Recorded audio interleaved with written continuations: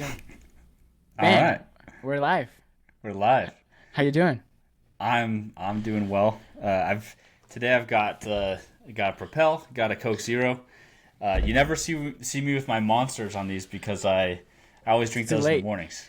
Yes. Yes. Well, I'm going off the grid today, and instead of doing a Coke Zero, I'm doing a regular Coke. Oh, So nice, yeah, fun so stuff. I'm gonna have extra caffeine and extra sugar in the system before the All right. episode. Well, Shall we a kick it lot's off? happened in your world in the last few weeks. You want to give the people an update? Yeah. So it's funny because when I shared the update on social, I frame it as a lunch because I actually thought of it as a lunch. But the TLDR is I just had my first baby. It's been what 10 days now since we had our first baby boy. His name's Luca, and yeah, man, I'm excited. I'm um, already learning a lot. It's been a lot of skill issues that I've had to troubleshoot on the fly, but it's fun and it's amazing. And yeah, I'm just excited and very eager for him to grow and just start talking and stuff. What's a skill issue that you've run into? Oh, dude, endless. Endless. Changing diapers. I think that the highest leverage one is just figuring out how to maximize their sleep. Because if I can Mm, maximize their sleep, I can also maximize time working or doing other things without yeah. having to like. Obviously, not to say that I don't enjoy comforting him and hanging out with him, but it's not nice when they're crying a lot. Yeah, yeah, that's fair. Nice. Well, congrats, dude. I'm pumped for you. Thanks, thanks. But should we? I think we have some good ideas for today. Should we dive in? Let's dive in. Cool. I'll let you start because I think you had a couple good ones here. All right, cool. So I've seen a few things that are interesting lately. One was Graham Stephan. He went on Ryan Pineda's podcast, and he was talking about his own YouTube strategy and what's worked well. And he basically said that so they do a podcast a week for their iced coffee hour show, Yep. and they are super selective about their guests. And so they'll often like debate back and forth about who can be a guest, who shouldn't be a guest. Oh, we got that nice fizzy sound in the background. I like it. Yes.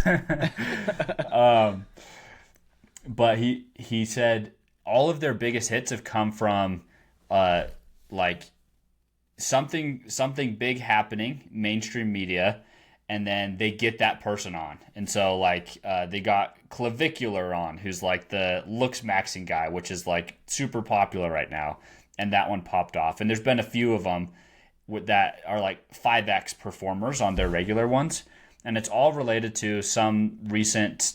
It's really just trend jacking, Trend which a lot jacking. of people talk about. Yeah. But I've also found some interesting like cases of that. So I don't know if you've seen on Twitter lately, but Mr. Beast recently did a video, and he's been popping up everywhere. Um, and people are doing things like, am I able to share my screen? Let me see. I think Share you should. Yeah. screen. Cool. So you can see like Mr. Beast reveals he and four YouTubers had 1,000 straight days of Skype calls analyzing videos, and they all hit 1 million subscribers. And then they have three different quotes that he says in there. We all had 10,000 subscribers, then we hit 1 million subscribers within the same month.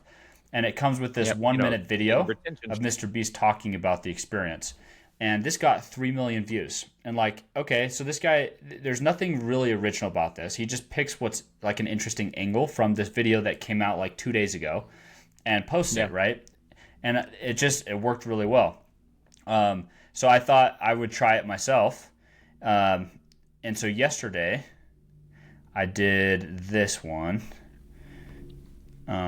which didn't get 3 million views, but it got 20K views. And it's just Hormozy he does these things where he once a quarter will talk about basically the state of marketing at the school games Q1 event recording, Q2 event recording, whatever. And so I watched the thing and I was like, why don't I just summarize this into 7 like however many marketing tactics he talks about. And so I did it, and like Twitter hasn't been the biggest platform for me, but like this was decent traction.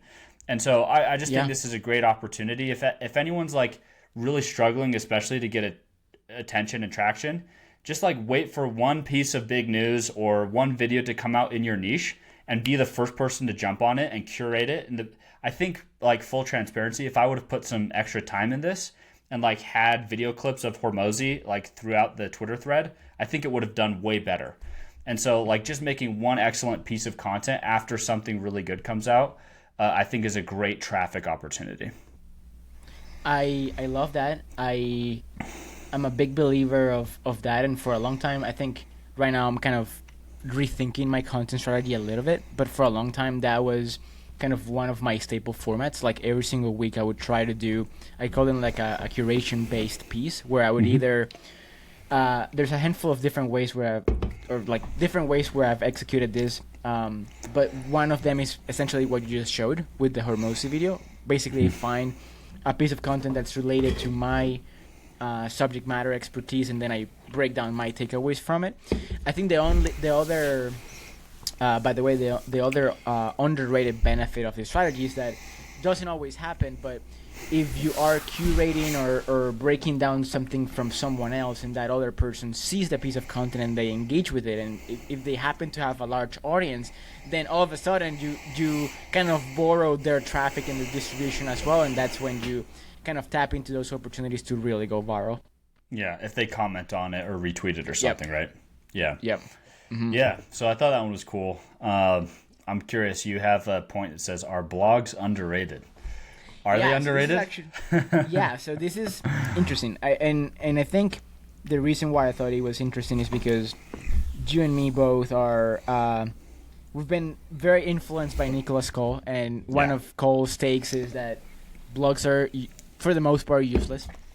But I actually read this post a while back, and I bookmarked it because I thought it was interesting. So this is a post from Matt McGarry, who I think you're familiar with, and the post says, blogs have become underrated. There are writers I follow who have awesome LinkedIn content and newsletters, but they don't have a clean, accessible blog I can reference, binge past content, and share with others. I'm digging through my inbox and bookmarks to find their stuff, and it gives me an absolute headache. And ultimately I quit it and never end up sharing it. And I think it's a very interesting point, because I've actually, even selfishly, I've run into this problem where I've created so much content over the past 2 years, and sometimes I want to find a piece to either expand it or share it with other people when they ask me questions, and it's a nightmare because I don't know, I have to share my internal Notion document with other people. And so I've been just thinking a lot about, and I don't even think you have to keep it updated and get on your blog post every single piece of content that you post, but I do think there is something to having a clean, readable, nice looking personal site with your best pieces of content. I'm curious your take though. Yeah, I had somebody who messaged me recently and they said, I love this newsletter, but I don't know if they wanted to send it to somebody because they could have just forwarded it, but they had some issue where they wanted a link, like a web link that they could share with somebody, and I didn't have it. I wasn't publishing it anywhere other than to my email list, and a lot of my emails are that way. The nice thing is all of these ESPs have some version, like Beehive, you could have your own website, you could have all of your newsletter editions. Substack makes it really easy. With Kit, you can do it, and you can choose which ones make it and which ones don't. If you have a sales email, it probably doesn't make sense. So I think that's worth doing.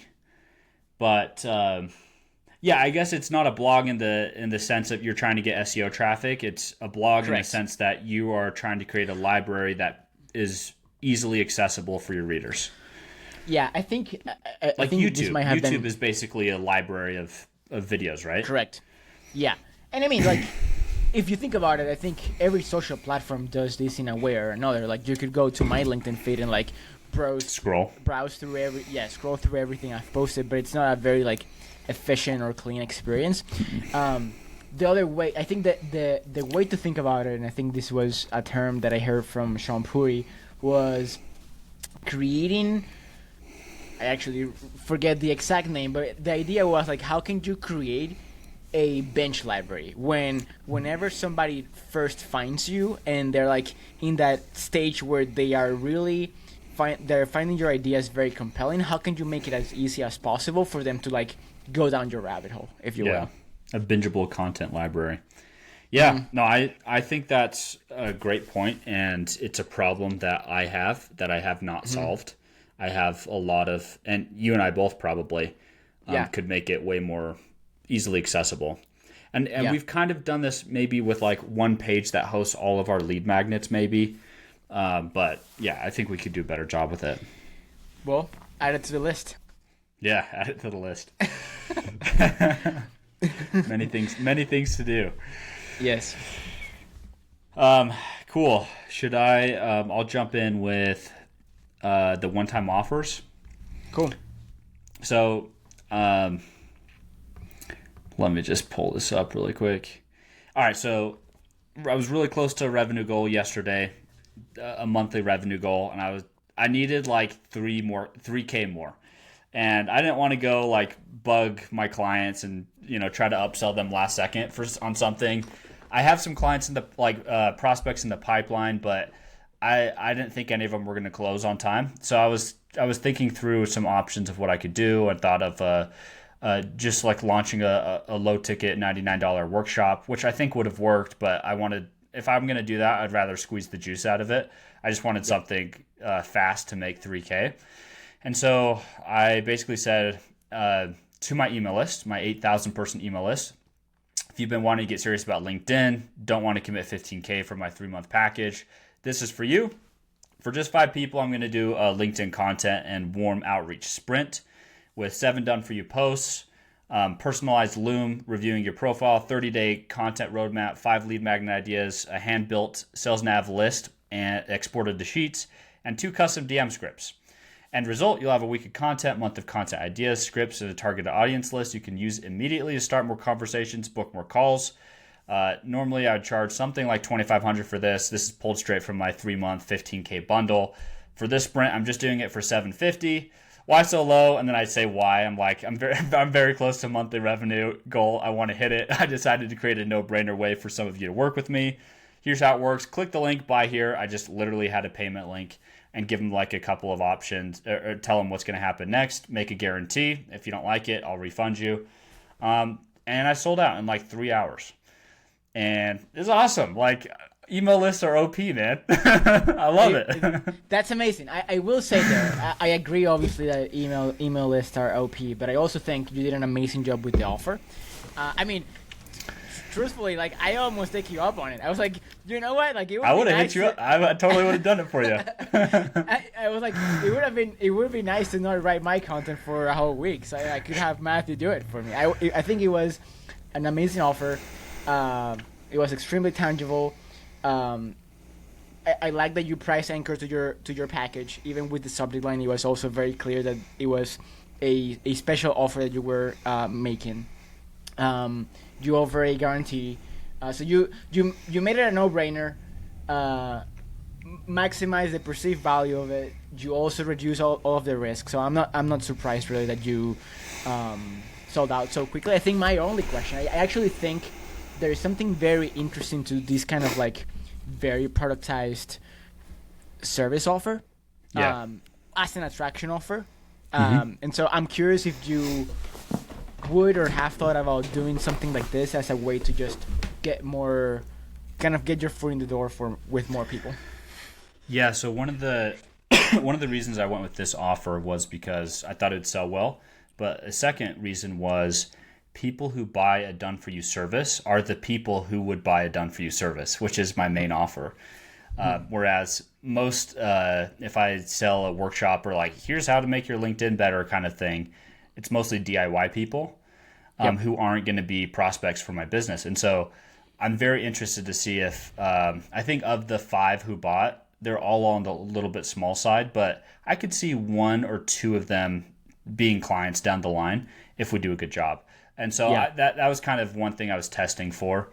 The one thing though is a lot of these, yeah, you still just get a lot of quote unqualified prospects, people I don't want to, work with long term that are doing less than 50K a month. Yeah. Well, I actually ran and you know this because we kind of texted each other almost at the same time, be like, "Hey, I'm running this experiment," and it was literally the same day. Experiment. You did something very similar. How did yours go?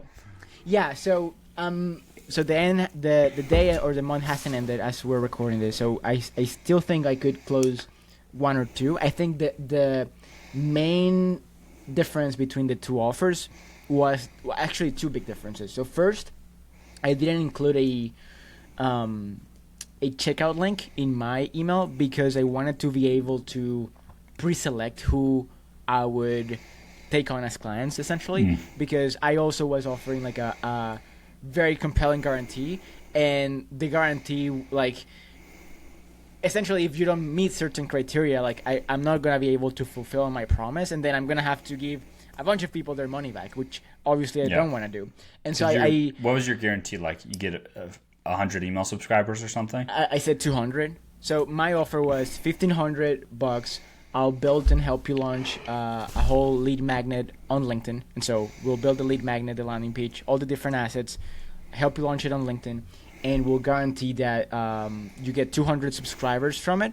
And if you don't, we just keep promoting it until you do, essentially, cool. in a 30-day window. But you can see there, and I think this is you don't want somebody who's getting 0 likes and 0 traffic. Correct. You don't want to do it for them. And I think in hindsight, and I don't think this was necessarily something bad or not, just like a variable to be conscious of, is you focused way more on the deliverables, whereas I focused more on the promise. But in order for me to hit that promise, certain things need to be true, and so that's kind of, I think, that the difference there. I still think you could have done a payment link and then just refunded anyone who wasn't a good fit. Yeah. Because I did that one time. Because with payment links on Stripe, you can limit it. So I limited it to 5 people, like I said. But on a previous version, I've done something like this, and I basically offered my full, like a full month of service, $5,000 for $2,500.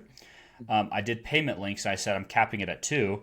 And 3 people bought, and so I just refunded the 3rd, and like it makes it just so low friction, which I really like. Yeah, that's true. I mean, I think if I remove the guarantee, or I just make the guarantee based on like satisfaction, essentially, I think I would be game to do that. What else? The other thing that I thought that I thought was interesting was it's escaping my mind. But no, I think there is definitely something there, and I want to try more of these offers because I just think there's something there. Yeah. Yeah, agreed. They're really interesting. Cool. Let's jump to another one.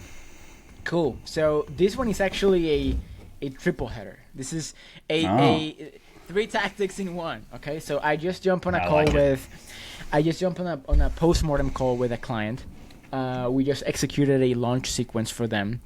Total revenue was 150K, so pretty good result. Pretty happy with it.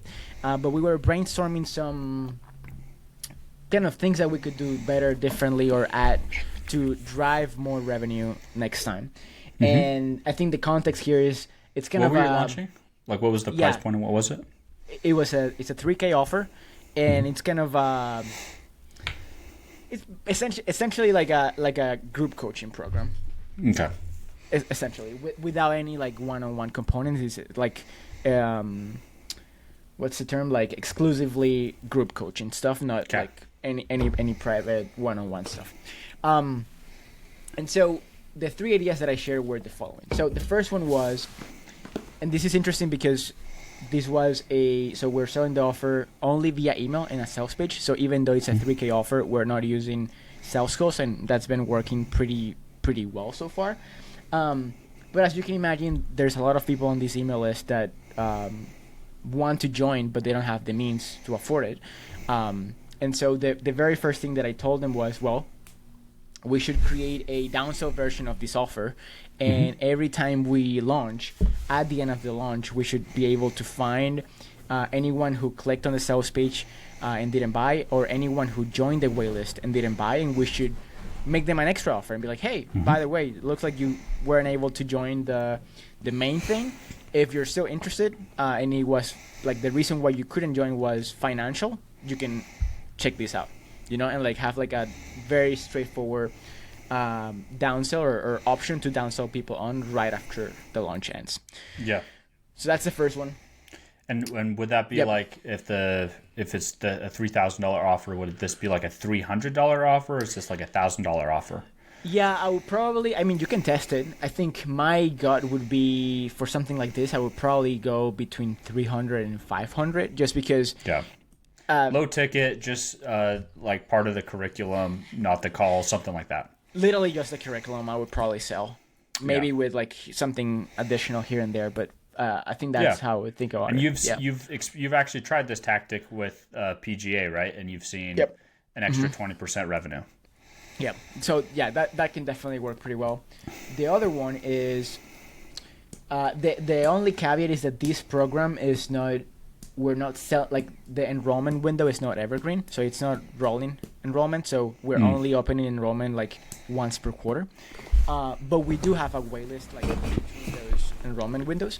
And so the other idea that I shared with them was, what would it look like to once per month or every 6 weeks, send an email to everyone who is on the waitlist currently, and invite them for one time to attend one of the internal like live sessions from the program, as almost as a guest, A sneak peek. Like a sneak peek session.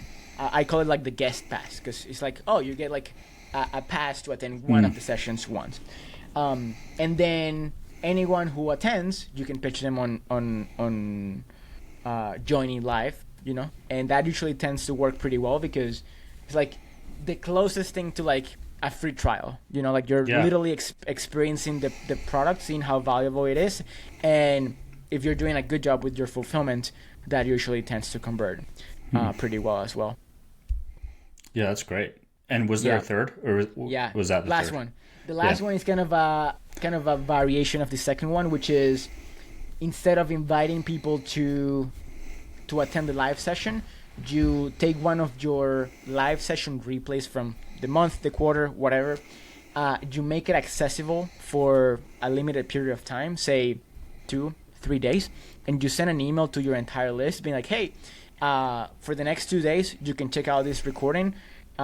Super valuable because of X, Y, and Z reasons.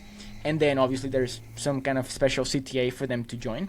But what moved the needle there is like the fact that it's something that you would normally not share. So it's exclusive content. Mm-hmm. It's scarce because it's only available for a limited time period. And then it's also kind of similar to the previous idea because it gives people a sneak peek behind the scenes into what it feels like to be part of the product. 2 questions on that. Is it does it make sense to gate that and have an opt-in? And then second question is there an easy way to track? I guess you could track people who clicked and then people who buy, to see if that converts. Yeah. Great question. So this is actually another tactic.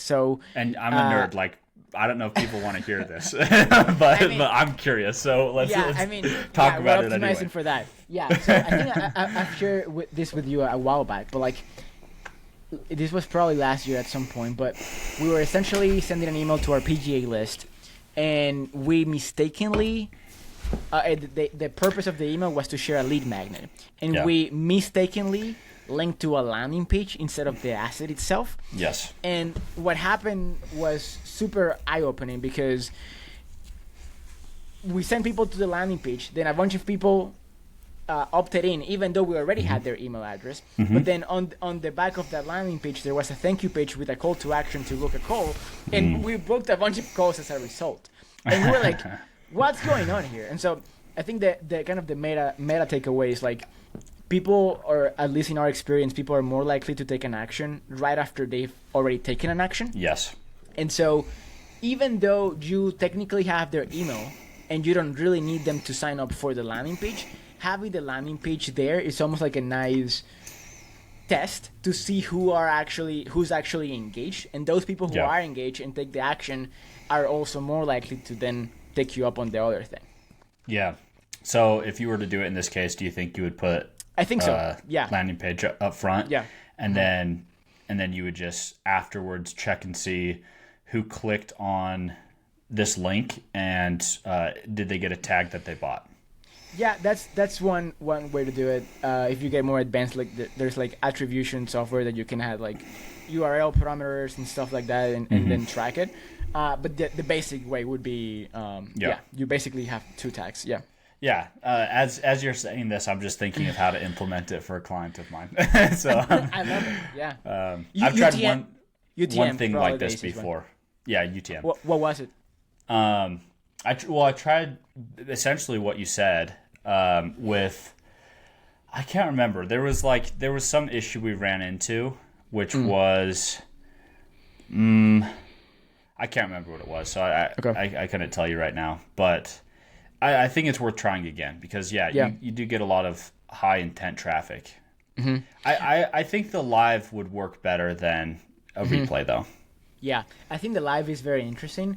The only caveat with the live one is you don't want to just blast it to your whole list. You want to be, I think, intentional with who you invite. And so in our case, for example, for PGA, when we've done that, we've only invited people who we've had conversations with that we know are on the fence. And so we have our sales team kind of flag those people for us. For this client, I would only do it for like their waitlist subscribers. I wouldn't like blast it to the whole list. But I think it can work pretty well. Yeah, that's really interesting. All right, let's jump to another one. Let's see. All right, so this idea of playing to win versus playing to play. So I'm speaking specifically about social platforms right here. Okay. So right now, I'm posting on pretty much every platform. I'm posting on, including Instagram, including Facebook. I'm not on Threads, but I'm posting on YouTube. I'm posting on Twitter, LinkedIn, Substack. And my best channels right now are Twitter, LinkedIn, email. Those are like the 3 that I spend the most time on and are driving the biggest results. But I'm still like posting on those other platforms, and kind of the way I approached it was, more views isn't bad. Like letting more people know about me isn't bad. I'm already creating this content. I want to double dip. I want to get leverage where I can. So that's kind of the playing to play. And like, if I'm going to be posting forever, like might as well just start. That's one approach. The other approach is play to win.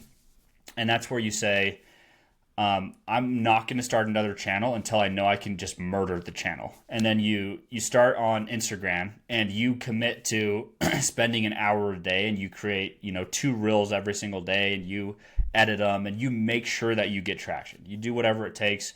You comment on other people's stuff. You see what's working, and you iterate quickly. And then once you have traction, you can kind of move it more to a maintenance mode, and it takes less energy. And then you could think about another channel. So that's those are like the 2 strategies. I'm very curious, like, what is your take on if one's right and one's wrong? If I'm just very curious what your thoughts are, because I've been thinking about this a lot lately. Yeah, I mean, I think we've talked about it before, and I feel like for a long time, I don't think this is the case right now for neither of us, but like for a long time we play to win on LinkedIn, and like there was that period where we were playing to win was our highest, fastest traffic period of growth. Yes. Mm-hmm. Yeah.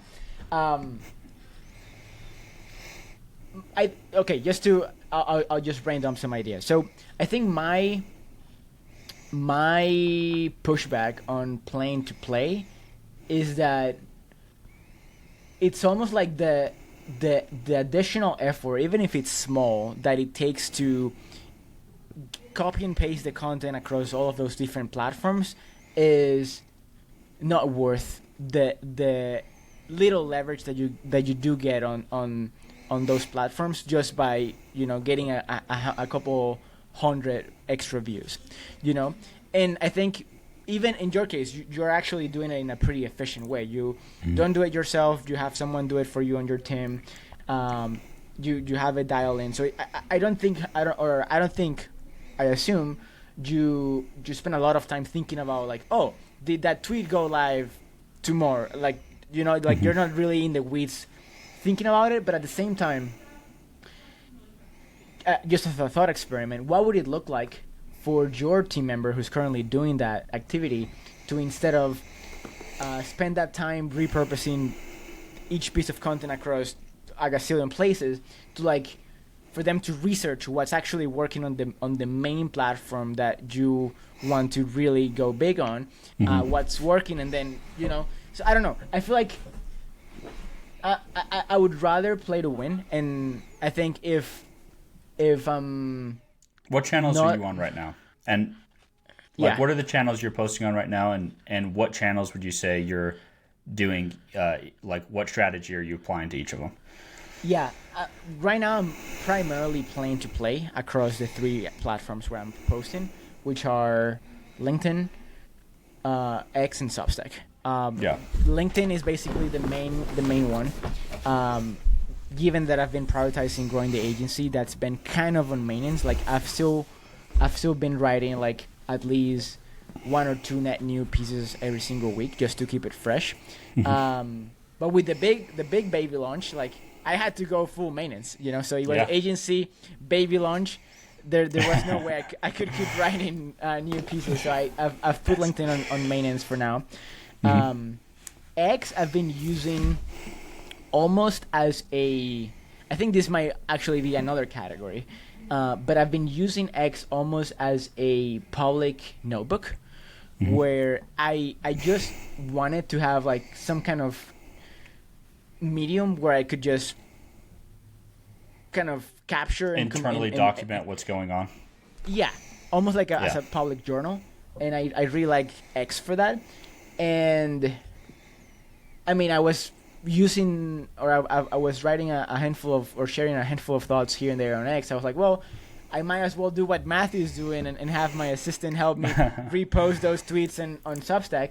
And then I was like, well, I've already you got good traction too. Substack's working great for you. Substack is going decently, yeah. What I've been doing on Substack, by the way, is I had my content assistant find my best, because I've been posting on Substack for a while now, and so we've been finding our best Substack notes from like 4 months ago, and that's been like, okay, let's just start by reposting those, and then any new tweets that I'm posting that are decent, we can also repost them on Substack. Yeah. So it's kind of similar. But I've only recently started doing this again, and like I think for the most part I prefer the barbell approach of like, I'm either playing to win or I'm not playing, and I would rather just go maintenance mode on my main platform. Yeah, that's really interesting. I'm still pretty torn, to be honest, between the two, but I was very curious to hear your thoughts there. What's your, I guess, what's kind of the reason why you're torn? Well, so I'll tell you, you kind of, the play to win strategy is very obvious, like why it makes sense, but it comes at a high cost, right? Like you have to be all in, and like it's maybe if the focus is your agency, like the agency's going to suffer if you're trying to really get a new channel up. Yep. And so the trade-off's not always there. On the play to play side, like, it doesn't take me any extra time to post on Substack, and I've gotten 100 subscribers from there. Cool. I'm posting on YouTube, and I don't spend a lot of time there, but I get a lot of my existing prospects who watch those videos, and it helps convert them. A lot of my, like, I will say Twitter was a complete second thought. Like, I was, quote, playing to play. And then in the last 2 months, like, I'm actually getting traction on Twitter. Yeah. And I've gotten leads that have come through Twitter. And, like, now I'm, like, seeing it as maybe I should spend more time. Like, this might be become my primary channel over LinkedIn in the next couple of months with how things are trending. Yeah. And it's just because I kept posting, I kept posting and occasionally things would pop off, and like now I'm getting traction. And so there have been some really good benefits to that without it costing a lot for me. That's fair. I think that's a fair pushback. By the way, like, Instagram, like my Instagram in the last couple of days has like started to move a little bit, and like Really? it's fun, like it's entertaining. Like I don't even look at it. I literally pulled my Instagram open today. I'm like, oh, nice. I've got a couple of reels that are getting 1,000+ views. Like this is great. let's go. So are you doing video as well Yeah. from the YouTube videos? Well, Or- tweet screenshots as reels, and then Okay. With so music I or- hired my younger sister as an intern, and she did one shoot with me like a month ago, and like we got a bunch of video content, and she just started posting them. That's awesome. So, yeah, That's very interesting. I mean, I do like that little. It's like play to play, but then maybe you're just essentially buying lottery tickets, and then if something pops planting off, seeds. yeah, that's very interesting. I mean, I can see that, especially. I think the caveat is, in your case, you do have the leverage and the systems in place, so that you don't really have to think about it. Because I think the mistake is, I think the true mistake is trying to go play to win on multiple platforms at once without any leverage, and then Yeah. that's when you like spread yourself too thin, and you don't get results nowhere because you don't. It's just too hard. Yeah. Yeah, and I think the ideal setting is you have a lot of resources. You have tens of thousands of dollars you can spend, and you can hire someone who's an expert at the different platforms. Basically, Yeah. when Hormozy decided to go start content, personal brand content, he went hard on every platform at the same time, and he paid agencies $5 or $10K a month per platform. And like he was playing to win on every platform, but he also had the resources to do it. Yeah, I think that's the caveat. Would you? This is an interesting question. Would you hire someone to help you with your own LinkedIn content, given that you run a LinkedIn agency? Absolutely, I'd have no problem with that. What would you hire them for? I mean, I'd have them write all my content. Or what do you mean? What's your question? Well, yeah, okay. You're like, would you hire someone to write your LinkedIn content? What would you hire them for? No, I guess the question was not necessarily to. I guess the first question was more vague around like, would you be open in the first place to get help? You know, to kind of do what Hormozy did of let's try to accelerate the process of getting traction on this platform, regardless of what that tactically means. You said yes. I guess then my second question would be, is there like a specific area or thing or part of the process that you think you would be more likely to want to outsource or get help on? Like, for example, on LinkedIn, if we kind of unbundle the different pieces, is the writing, maybe the ideation, although that's kind of part of the writing, the visual, the media part, you know, of the post, and any other thing comes to mind?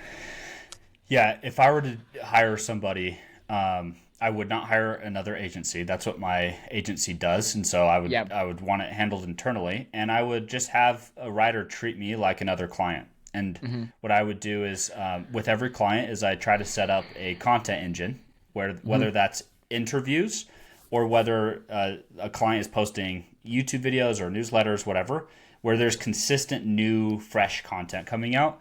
And so what I would do is I would say, all right, you own Twitter and LinkedIn, and I'm going to go and I'm going to play to win on YouTube. And I'm going to do 2 videos a week, and I'm going to go hard as I can and see if I can grow there. And you use those YouTube videos as source material for LinkedIn and Twitter, plus all the previous material that I've written. And let's go. Okay, that makes sense. Would you...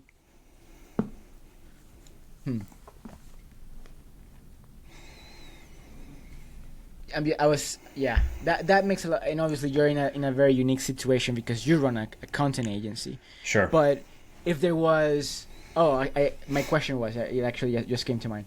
My question was, are you allocating any internal resources currently to like, essentially figuring out what's the meta of the platform and like the formats that are working and that kind of thing? We have data just because we work with Fair. a bunch of clients at the same time, so we can kind of see Yeah. what's working. And like we compile that data on a weekly basis, Okay. so we know kind of high level. Yeah. But like, I mean, I'm not digging into the different engagement groups that we could potentially use and that type of thing very often.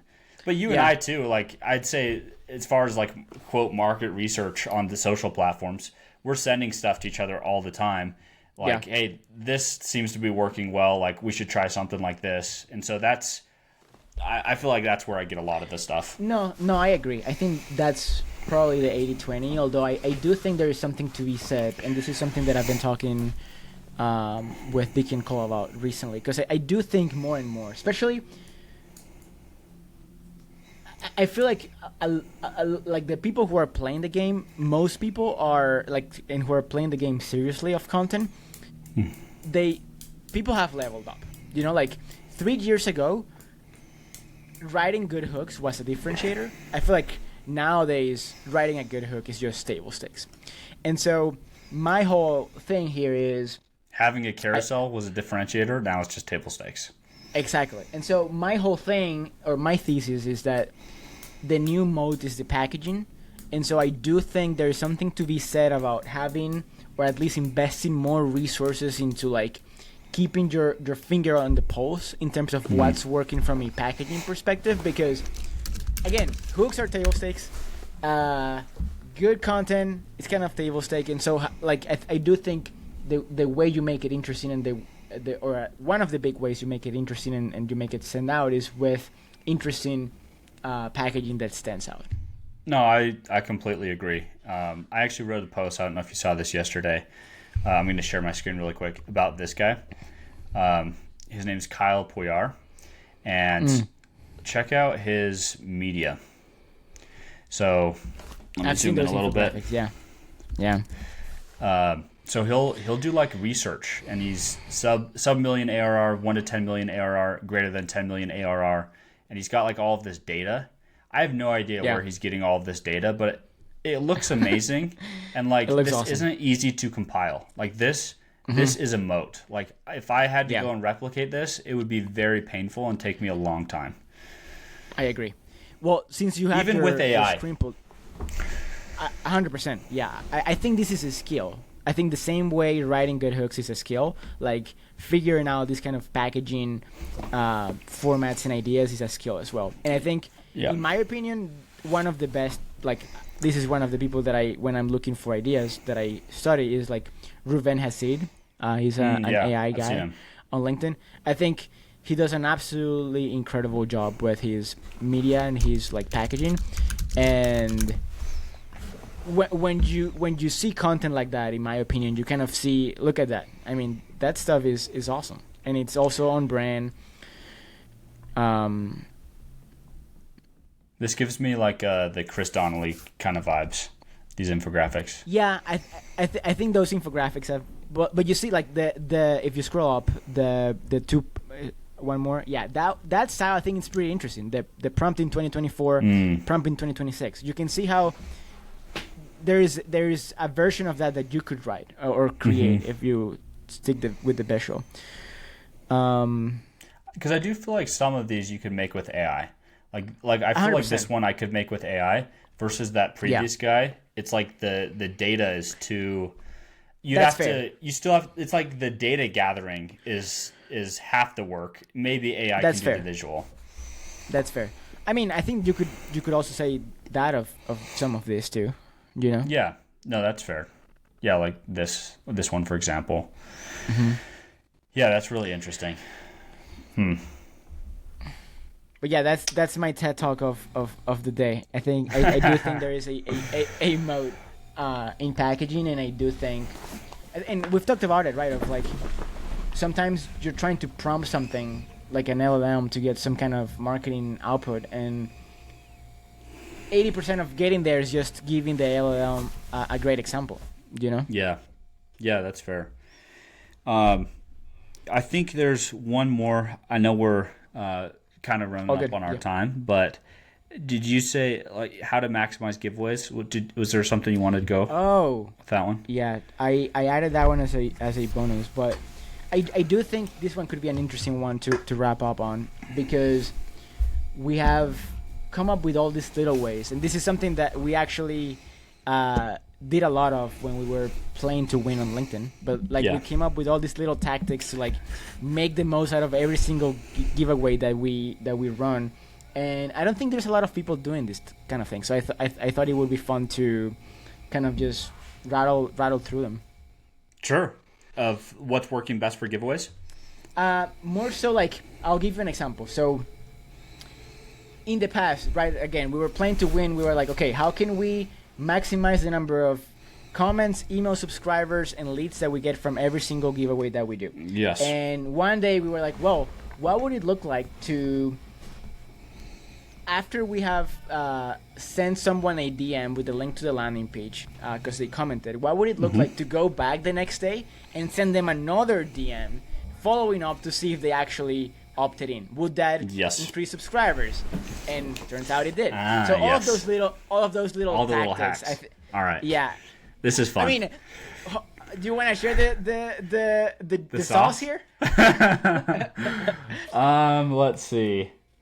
Do we want to share the sauce? I mean, Which if you ones do ask you feel that question, I comfortable? feel like we have to. Yeah, we that's can't true, not that's share true. sauce if we Yeah, say that. luckily we're saving it for the end, so only the loyal people will get it. Yeah, that's right. All right, the sauce. All right, here we go. So, obviously, this is something everybody knows, but the first line really matters, and then the second line in general needs to drive curiosity, and so needs to make people wonder. Like I think one of my best ones was I paid Nicholas Cole $30,000, and then I said the truth ? That was the second line, and so everyone's like, "Oh, is he going to like talk crap on him and say like it was a total waste, or is he going to say something like it makes you want to click, right?" And so that's an example of a good hook. Next is media, and I guess on media, what do you think is kind of the sauce there? I think the sauce is kind of similar to what we were just talking about, of like seeing what packaging is working for other people and like replicating that for your own niche and kind of your own giveaway, right? Because I think this is always changing. I think there is a couple of kind of principles that are kind of universal and timeless, but for the most part, the packaging ideas that are working right now are not the same that were working like 6 months ago. But from a high level, the principles are find a way to first stop the scroll. So you want to have some kind of visual that or video that stops the scroll. Second, something that ideally makes the asset that you're giving away compelling and tangible. And then lastly, let's see, any other principles or like rules of thumbs that you would add there? If you can like increase the curiosity, like you don't give away all the answers or the secrets right away. But you increase the curiosity with it, and that could be a sneak peek of what you're giving away. But no, I think you got it there. It's constantly changing. Maybe one tactical one there could be playing with different formats. I think most people default to like the usual like static image, which is good. But there's other things that you can do. I've seen people do carousels, and that can work pretty well because you can do like multiple sneak peeks of the thing. GIFs. We've both done that. What's the next one? Well, I think the idea. So true. This is if you can tie whatever, if it's email marketing, do something related to AI with email marketing. If it's social content, something with AI, social content. If it's fractional CFO, something with AI and fractional CFO. Just tie AI into it because it's super hot right now. So that's a like ideation. Like it'll just do better. The rest of the post doesn't matter. Like, yes, it matters, but it matters way less. You just try to drive a little bit more curiosity and tell people to comment, and it's not that big of a deal. But this is where a lot of the alpha comes, is after you post it. So getting traction early, especially if this is your first time or you haven't tried this before. So ways to get traction: you can actually DM people and ask them to comment. You could send an email to your list and say, hey, I've got this awesome asset I just created. Here's a little bit about it. To get it, go to this LinkedIn post, comment this word, and just link directly to the LinkedIn post. Like you could do a couple different things to hustle and try to get initial traction, but it makes a really big difference in how it performs. Yeah. Once you like post it and you ideally are getting some traction, you'll need to DM and comment people. You want to jump in there? Yeah, well, that's the boring part because unless you have some help, you have to actually DM people. Unfortunately, on LinkedIn, Yeah. I mean, you can technically automate it, but it's not completely safe to do it because you can lose your account because of their policies. There is a handful of like very tactical things that you can do on the DM front, though. So Yes. the first one is, we're giving the sauce, but okay, I'll lean into it. So if you've opted into any of my giveaways, you'll notice that anytime I deliver the giveaway, there is always a question at the end that says, by the way, could you let me know if you got, or if the link that I just sent you works? I just want to make sure you get it. And that's just a little psychological thing that creates like an open loop in people's brain of like, oh, would the link work? And then they go and check it out, and they're usually more likely to actually opt in as a result. Tiny break there. Like, people don't realize how saucy that is, but you will get twice as many subscribers if you do that. Literally twice as many. Yeah, it's very powerful. The other one was the one that we kind of kickstarted the whole list with, which is, okay, so you do a first kind of sweep, and you DM everyone who commented, but then 24 or 48 hours later, you go back, and then you send everyone another DM, be like, hey, did you actually check it out? If so, what do you think? And then in doing that, those people who did not sign up are also more likely to sign up. By the way, that's a great opportunity if you wanted to double dip. And as you're going back through, just identify the people who could actually be good prospects for your service. Yep. And add them to a spreadsheet and have a list of, if 500 people commented, there's probably 20 or 30 who are good fits. And then you can, you're sending them a follow-up already that's like value additive. That might start a conversation, and you can keep hitting those people up. But anyway, you send them to landing page. The landing page, you keep it very simple. Ideally, you just have one form, which is email. If you wanted to, you're not going to get as many if you add more forms, but you obviously can add friction if you wanted to. And then on the back end of that, you can send them to the lead magnet directly that has CTAs on it, or you could send them to a thank you page, which has CTAs on it, and tell them that they'll get it via email. And so that's ways to help like drive conversion from the process as well. I think that's it. Well, maybe one last one. You know, if you want to get more advanced, you can also have like and this is something that we both do, have like a lead magnet welcome sequence. And so similar to how you would have a welcome sequence for anyone who joins your newsletter, you essentially have a welcome sequence that after delivering the asset to people right away, you send some additional emails kind of educating people on what you do, who you are, why should they trust you, and how to buy your stuff too, because believe it or not, some people will buy your stuff if you give them the option to. Yeah. Beautiful. We gave them the sauce. Well, there it is. That's the pod. Yep. That's the pod. Boom. Love it.